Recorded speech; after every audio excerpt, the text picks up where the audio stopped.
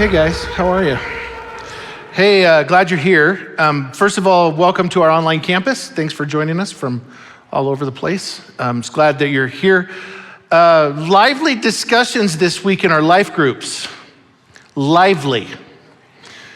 Let me tell you just a couple of pointers on how we navigate life groups in the book of Revelation well. It's really important that context matters. Always. It's never wise to take anything out of its context and try to pull one statement out and make it a whole truth without setting it back into its broader conversation. And that's really significant.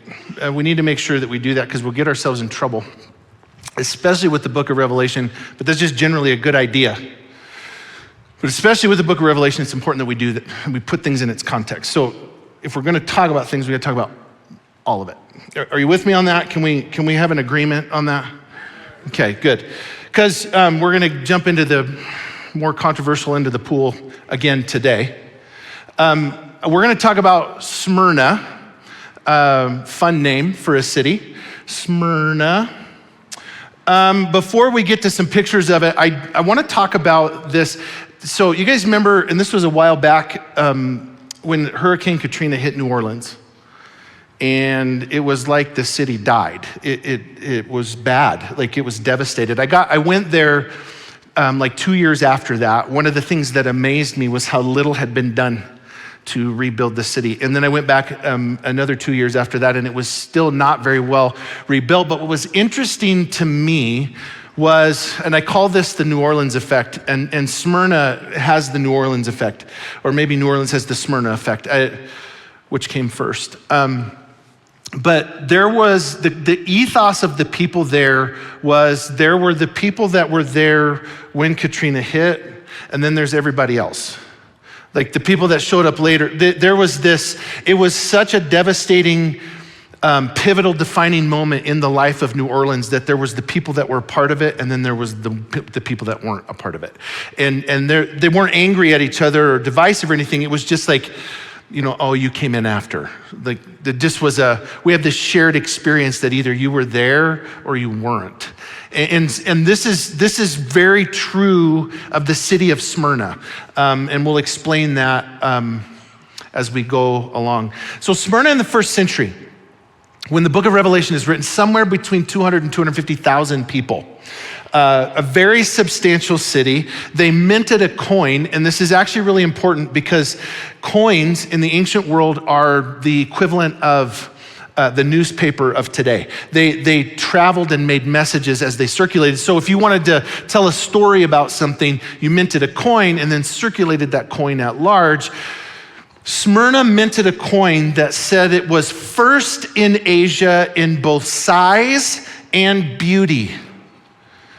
Smyrna, now I don't know if that's true, but that's what they thought about themselves. So that's a picture into the ethos of what Smyrna's like. It's bougie, in other words. They think a lot of themselves. And it's not that they don't have any grounds for it. It's a beautiful city and very wealthy.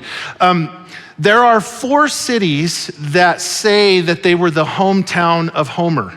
Not Homer Simpson, Homer, like of Homer's Iliad and Homer's Odyssey. There are 4 cities that say that they were the hometown. Smyrna is the front runner.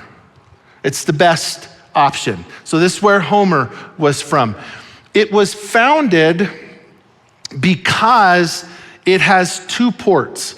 So it's on that coastline, that same coastline that Ephesus is on, and it has 2 ports. And so there's a ton of goods and services that come in and out of Smyrna from the Eastern and Western Roman empires. And so this is something that's actually really significant because this money that comes in opens opportunities for massive amounts of growth and exposure to different ideas and worldviews and all this. So Smyrna is this massive bubbling, boiling pot of different kinds of ways to think about things. It was destroyed, and here's our New Orleans moment. It was destroyed in 600 BC by the Lydian kings. Now, the head of the Lydian Empire had its capital in Sardis, and we haven't talked about Sardis yet, but we'll get there. They came over and they attacked Smyrna, and it was reduced to the size of a village. Like it was just made nothing. And the language that the historical record uses is that the city died. The city died. And then Strabo, who's a historian, he talks about the city being rebuilt by two of Alexander's generals, Antigonus and Lysimachus. For those of you with child, names that I would offer for your consideration. But it's Pliny and other historians that talk about how it was actually rebuilt by Alexander the Great himself, not by his generals, but by Alexander the Great himself. And when they talk about Alexander the Great rebuilding the city, the language that's used is like the phoenix rising from the ashes. Like it's this resurrected, the city died and it was resurrected back to life. This is the historical record. So the city that died, that they talk about coming back to life again after the refounding of Alexander the Great. And it becomes really a substantial city. More than 200,000 people in just a couple hundred years, which in that time period is pretty impressive. Now, heavily involved in the spice trade, especially myrrh, which is a death spice. It's in the name, Smyrna. It's a death spice. It's put around dead bodies to keep the odor down. And the city, the whole city has a fascination with death. It's really interesting to have on one hand this, uppity, bougie, kind of rich, affluent group of people, but they're really fascinated with death. They're enamored with all things dying. And they have, the area has tremendously fertile soil. There's a Roman agricultural writer, like many of us have chosen as a profession. His name was Varro, and what he says is there are many trees which bear two crops a year, such as the vine on the coast of Smyrna. Now that's just a passing comment, but here's what's odd. What grows on vines? Grapes. Here's the thing about grapes. They don't have two crops a year, unless they're in an incredibly perfect environment for grapes to grow. And so this tells you not only is the soil, but the climate. Now, that being said then, not just the quality of the produce that's produced, but the quantity of it is something that is incredibly sought after by farmers to come into this area. And it's another way that they start to make tons and tons and tons of money. This place is rich beyond rich.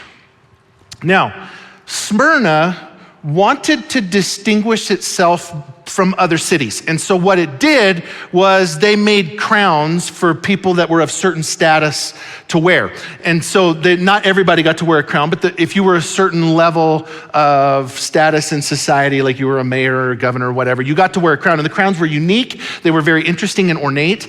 But only if you were part of Smyrna did you get to do this, because status is critical in Smyrna. So we have this wealth and importance of money and all this stuff. Coming with that is an importance on status and where you rank in society, which makes total sense that those two things would go hand in hand. The city's super wealthy, and so it's chosen in 26 AD to be Neochorus for Emperor Tiberius. Now we've talked about Neochorus, but just by way of review, every emperor in the Roman Empire chooses a city that kind of becomes the center of worship for that emperor in the entire Roman Empire. And the reason why that is significant for the city is because if you're in the entire Roman Empire, this is the city where people come to worship the emperor, there's a lot of money that's gonna flow into your city. So it's important to get that title because there's a great ROI on it, but essentially it goes to the highest bidder. Whoever pays the most money is the one who gets this. Smyrna gets chosen as Neochorus for Emperor Tiberius in 26 AD. Now it was also chosen again for Hadrian. So it's been chosen twice. And the amount of money that would take, like Sardis and Laodicea are also, there was 11 cities that vied for Neochorus in 26 AD. Sardis and Laodicea are one of those. Now let me give you a perspective on Sardis. The king in Sardis is a guy by the name of Croesus. There's an old saying that's not around much anymore, but if you're into older sayings, there was a saying called, "You're as rich as Croesus." Croesus lived in Sardis, and Sardis competed for Neocorus and got outbought by Smyrna. That gives you a picture on how much wealth is in Smyrna. It's ridiculous. And they're defined kind of by their money. Now, in 70 AD, the Roman army comes through Israel and destroys Jerusalem. Okay, temple gets destroyed, all that stuff, and Jews are dispersed all over. Now, there's this thing called the diaspora, and that starts all the way back when Assyria takes over Israel. But the diaspora means Jews that are scattered all over the empire, and they're relocated. And so when Jerusalem is destroyed, every Jewish population in the entire Roman Empire kind of gets a bump in population. So they become more important. Here's what's interesting. If you're a Jewish Jesus follower from Jerusalem, first of all, let's be honest, there's a lot of J's in that phrase. But if you're a Jewish Jesus follower from Jerusalem, then Christianity is illegal in the Roman Empire, but Judaism is legal. And the reason is because one of Rome's laws was when they would go in and conquer a people, they would allow you to keep all of the religions that you currently have. This is one of the ways that they maintain peace. Because in the ancient world, war is always a competition of my gods against your gods. So as soon as my God conquers your God, you can keep that religion if you wanted it, we don't care. This is one of the ways that they maintain peace. However, they also know that new religion is a way for revolt and war to break out. And so it was against the law to make any new religions. Well, Christianity was considered a new religion in the Roman Empire, so it was illegal while Judaism is legal. So what do you do if you're a Jesus-following Jew and you get scattered and you have no support community, but the Jews, there's a great community of Jews. This is one of the wrestling matches that faces these people as they get scattered out of Jerusalem. Now, the synagogue in Smyrna, from the historical record, is fairly influential in Smyrna as a city. And there's a plaque that was found in Smyrna that says this: Rufina, a Jewess, another name for consideration, head of the synagogue, built this tomb for her freed slaves and slaves raised in her house. So essentially, she bought an area of land. She's the head of the synagogue in Smyrna. I'd love to preach that sermon, but that's another sermon for another day. She buys a plot of land, builds a tomb for her freed slaves and people who are slaves in her house. And it says, no one else has the right to bury anyone here. If someone should dare to, he will or she will pay 1,500 dinars to the sacred treasury and 1,000 dinars to the Jewish people. A copy of this inscription has been placed in the public records. The reason why I show this to you is because I want you to see how significant the Jewish population is and the synagogue of Smyrna is, and as we enter into this letter. Now, are you guys ready to read the letter? These are all the cultural pieces that I want you to pay attention to. See if you can pick them out as we're working through the letter. And to the angel of the church in Smyrna write, the words of the first and the last who died and came to life. Do you hear it? This is the ethos of Smyrna, the city that died and came to life. This, from the beginning, what Jesus is trying to do through John is to say, look, I understand that you want to believe that you're the city that died and came to life, but I know a guy who actually did it. I know your tribulation and your poverty, but you are rich. You guys are in poverty, but you're rich. You have lots of money, but you're in poverty. What does that mean? Paul would describe it this way in the New Testament. He said that we should be in the business of owning everything and possessing nothing. That there's this space where we can have a fulfillment of life without the abundance of possession. And we should strive for that. And when we don't strive for that, what we wind up doing is become owned by our possessions, and that's a whole kind of poverty in and of itself. Well, what are you saying, Aaron? Are you saying sell everything and go live in a cave in the mountains? No. I mean, if God tells you to do that, go do that. But what I'm saying is possession, money, is a hard thing to master. It's a great servant and a terrible teacher. It's one of those things that we got to work at. Okay. Your poverty, but you're rich, and the slander of those who say that they are Jews but are not, but are of the synagogue of Satan. Ouch. Why is it a synagogue of Satan? Do not fear what you are about to suffer. I want to camp there for just a minute. And again, I want to offer that not only is it a theme of Revelation, but it is a consistent theme of Revelation, that suffering is going to be part of the Christian life, especially for these people. They're not getting out of suffering. They're not escaping any kind of suffering. And we often, I want to say yes to Jesus so that my life will go better. By better, we mean easier. And that's just not how it goes. Some parts of it will be easier. Some parts of it will be a lot more difficult. Because the thing is, we say yes to some different things and that makes life better. We also have to say no to some things and that sometimes makes life a lot harder. Here's what he goes on to say. Behold, the devil is about to throw some of you into prison. You ought to have a big problem with that statement.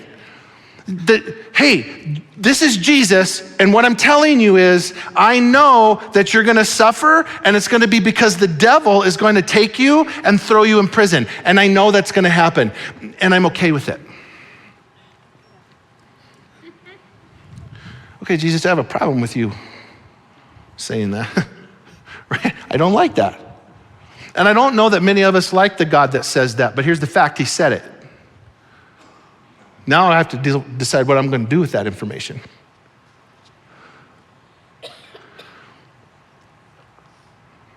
He's going to throw some of you into prison that you may be tested, and for 10 days you'll have tribulation.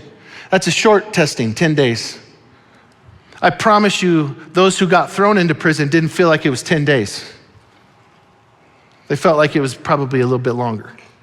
40 days in the Bible, the number 40 is typically the number for testing, so that's a standard testing. Anytime you see the number 40, it says the Israelites are 40 years in the desert. There's 40 days and 40 nights of rain in the ark. Jesus goes into the desert and he's tested for 40 days.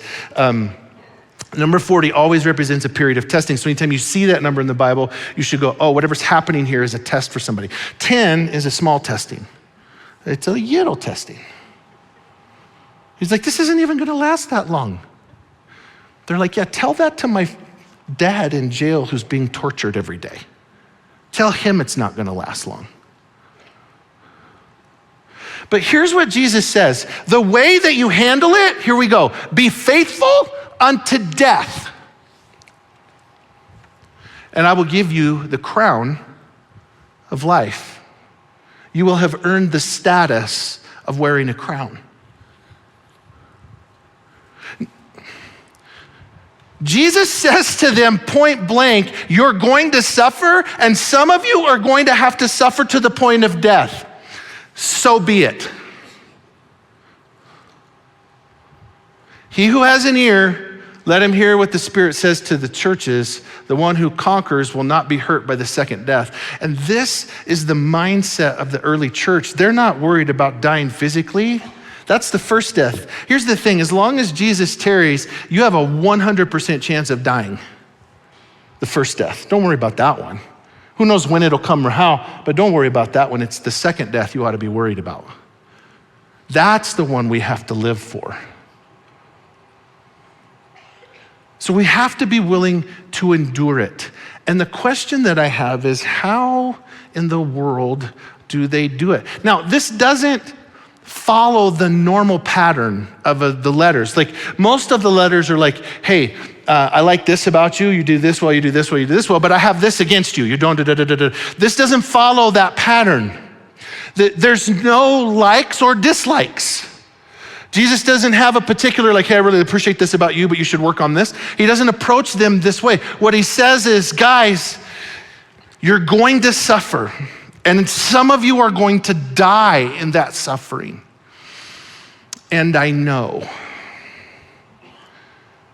He who has an ear, let him hear. Like, that doesn't feel very hopeful. Except if we understand that Jesus' perspective isn't locked into what happens to us in the here and now only.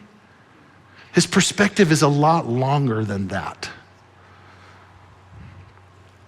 How do they endure this? Well, here's what I'd offer.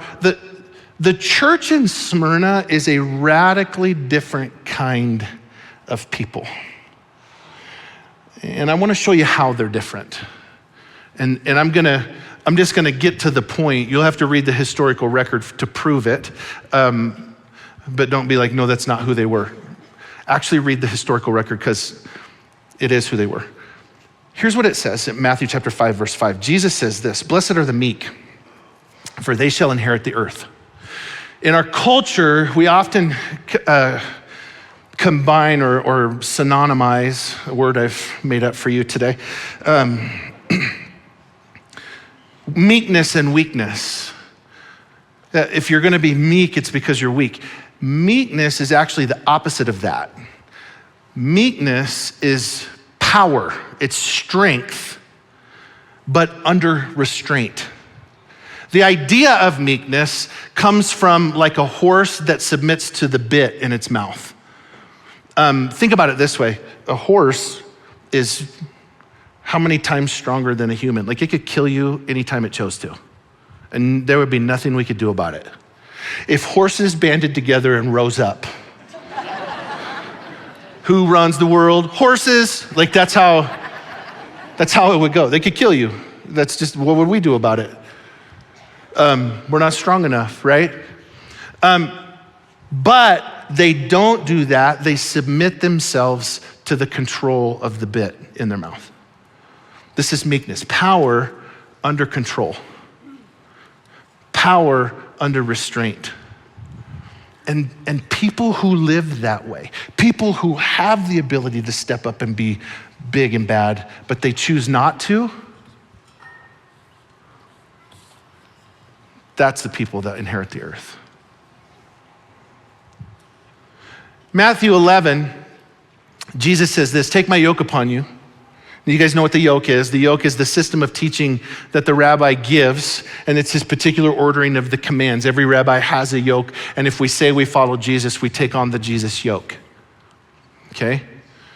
"Take my yoke upon you and learn from me, for I am gentle and lowly in heart, and you will find rest for your souls." Now, this premise doesn't feel very empowered and it doesn't feel very American, because we have in our ethos as Americans, like, when you're pushed, push back, rise up, be strong. This is who we are. What Jesus is inviting us to is the opposite of that.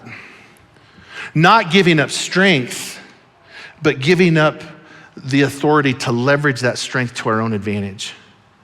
Trusting that God will deal with things as he sees fit. This is a hard lesson. Jesus teaches it to John, the apostle, who writes Revelation. John has a disciple that he teaches this to, and that disciple's name is Polycarp. Polycarp is the bishop in Smyrna. Now, let me read for you a quote from Roland H. Worth,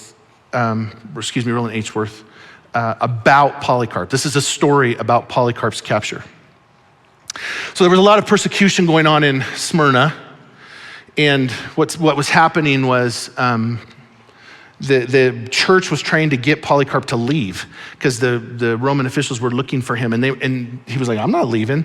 So they kept being incessant. So here's what Roland Worth says: "At first, Polycarp was unwilling to leave the city, but was finally convinced of the prudence of doing so, and he wandered from one rural hiding place to another until a tortured slave finally betrayed his hiding place. A mounted posse brought the slave with them in order to be sure they went to the right place. They caught up with the bishop on a Friday evening and found him in a small building from which he could have easily escaped. So hear this. Polycarp, seeing them coming, could have easily escaped, and he chose not to. Convinced by an earlier vision that he was ordained to face death, he voluntarily surrendered instead of fleeing. He even ordered a meal to be served to the arresting officers. What kindness. And I wonder if we were put in the same position, how would we offer that kindness? Would we offer the same kindness? Or would we be like, I don't like you and God's gonna get you? Because I'm God's kid and so he's gonna get you. After he was granted the privilege of an hour or two to pray before being hauled away, some began to feel guilty about the treatment of so godly and venerable an old man.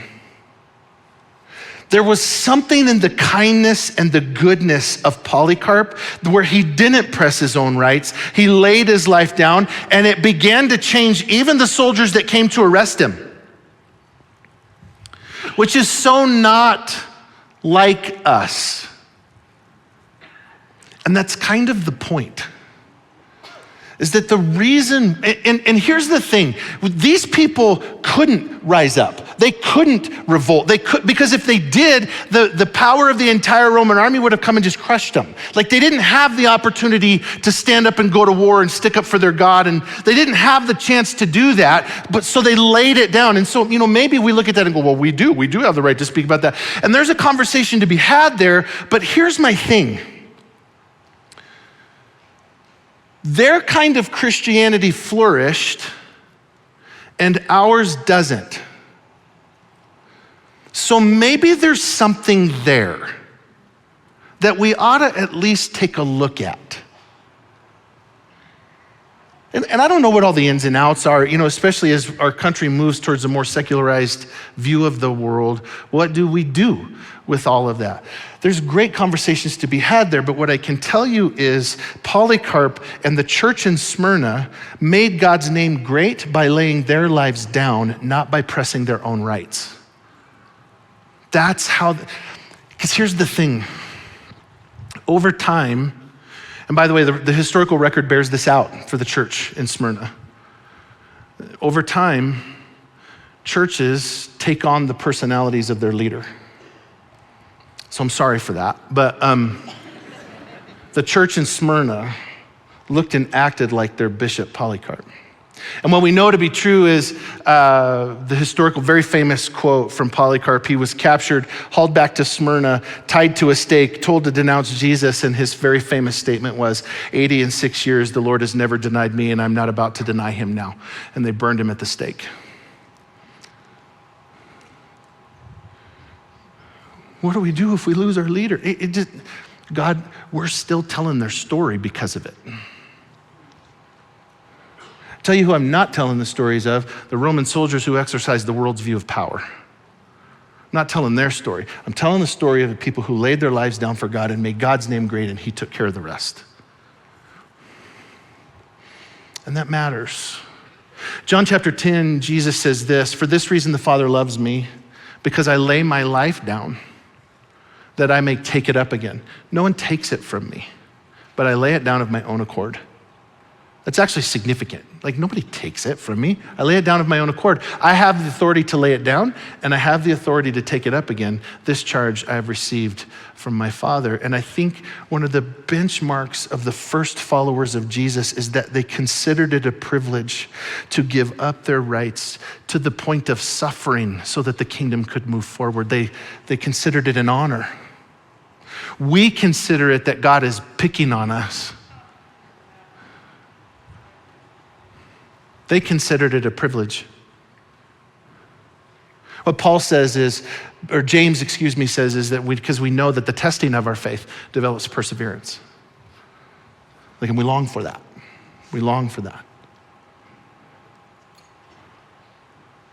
What we often do in our world is we look at God's blessing as evidenced by prosperity, by security and worldly things, by our bank account, whatever. That's how we view God's blessing. And I would just offer this, that worldview, our ancestors in the faith died fighting against that worldview because they didn't want to have any part of worldly possessions governing our security. We'll just offer that as consideration. Maybe there's some good life group topics there. I have some implications for us this morning. And so while we do that, our communion team is gonna go back and start grabbing communion trays.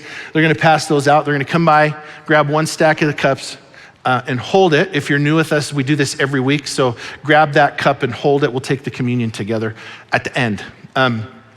Implication number one, all the money in the world cannot provide what only God has. It's got to be time for us as followers of Jesus to understand that we can't go to the world for things that only God can give. We just can't do it. We can't do it. Implication number two, Jesus teaches that the way we change the world is to lay our lives down, not to impose our rights. And that feels counterintuitive. It feels like we ought to be able to stand up and push our way in, but here's the thing. We tell the stories of those who lay their lives down in the name of something great. We get angry at people who are truth bullies. We get angry at right fighters. That's not the way we change the world. We change the world by living a life laid down. Implication number three, the church in Smyrna did suffer, but their suffering changed the world because they responded God's way. We don't often respond well to suffering. They responded God's way, and it was good. They glorified God, and they considered it an honor. We're like, oh, my car won't start. The Lord's testing me.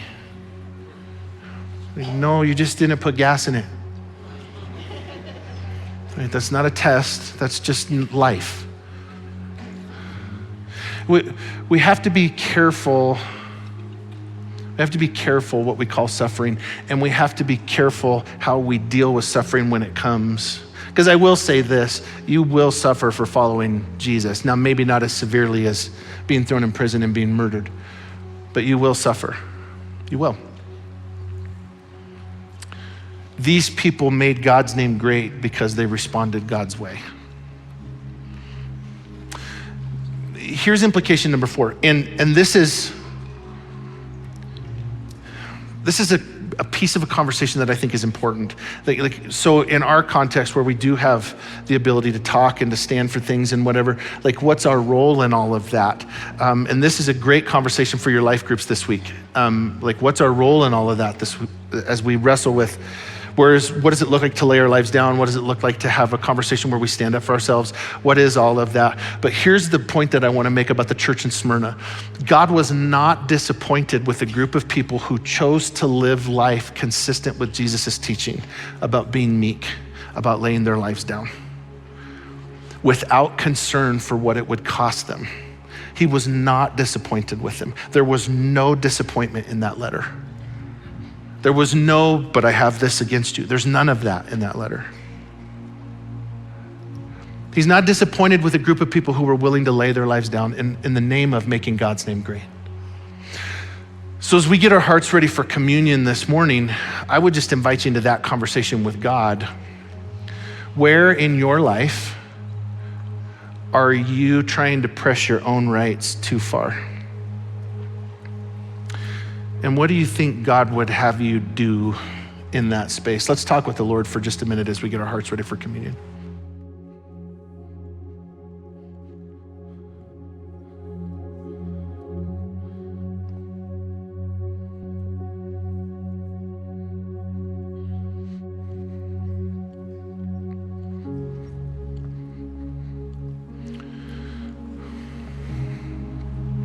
On the night Jesus was betrayed, he took bread and he broke it and he said, "This is my body, which is given for you. So whenever you eat this bread, do it in remembrance of me." Let's remember him together.